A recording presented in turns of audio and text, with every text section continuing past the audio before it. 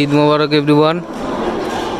তো একটা বিষয় জানানোর জন্য আসলাম। বিষয়টা হচ্ছে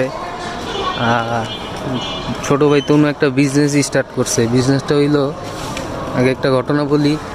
আমি গুলিস্তান ব্যাংক পিএলসিতে যায় নতুন নোট পাই নাই।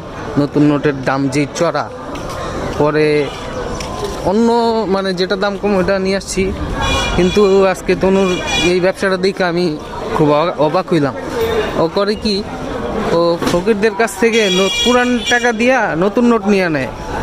ফকিরদের পুরান টাকা দেয়, ফকিরদের তো সবাই নতুন নোট দেয়।